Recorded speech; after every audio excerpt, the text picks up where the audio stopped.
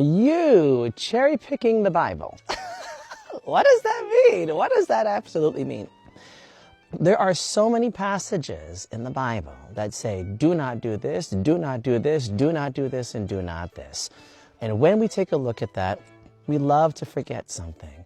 That is a passage that has been edited many, many thousands of times, retranslated into different languages, into different cultures, to try to make sense of the world. And that's what we want to do. We want to make sense of this world, the sense of this crazy chaos that we are a part of, and we're learning all these lessons. So we try to make sense of that world, and we try to create some kind of morality based on that to help guide other individuals through. That's what I believe the intention of all of these stories were about. But it's the greatest game of telephone ever played. Meaning, you tell one person one thing, and they tell someone else, and they tell someone else, and they tell someone else, and that gets retranslated. So the thread of it might change a little bit. And this is one of those wonderful examples. When we say, well, the Bible says not to practice divination. If you practice divination, you might be talking to a demon. One of the original tricks in gaslighting is to make other individuals believe that if they can do something, that's not the way you're supposed to do it, though. You're supposed to do it like this. That's not what you meant. You were talking to spirit. No, you weren't. You don't. You were talking to demon. You were talking to the devil. You were talking to Satan. You're talking to Lucifer.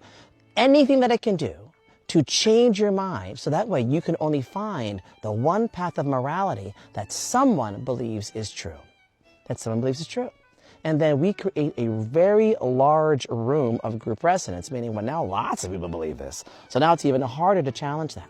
But if you want to believe that anyone who communicates the spirit or any form of divination is evil, then I want you to stop cherry-picking the Bible and hold yourself accountable to every single rule. No more cotton. No shrimp. Slaves are okay. Miscegenation is not okay. All those things that bring in a sense of bigotry and racism and homophobia, not okay. All of that is you cherry-picking. Cherry-picking what works for you and what does not work for you. And this fits a narrative of only one way to believe. And what does that mean? It means that it wants a monopoly on your morality. It wants a monopoly on your morality. Now, you can choose to believe whatever you want to believe. And guess what? I would never go onto someone else's platform and tell them, well, you can only believe my way. And if you don't believe my way, then you're wrong. I would never do that. But you're on my platform.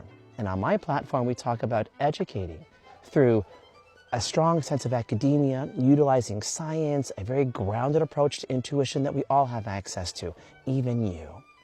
Even you who believe that divination is somehow going to hurt you or damage you. I believe, because I've been able to validate this with scientists over and over and over again, thousands and thousands of times. Everyone has a frequency that they can tune into to be helpful to the process of their life. Everyone. And guess what? I'm not going to cherry pick. I believe you have the ability to do that.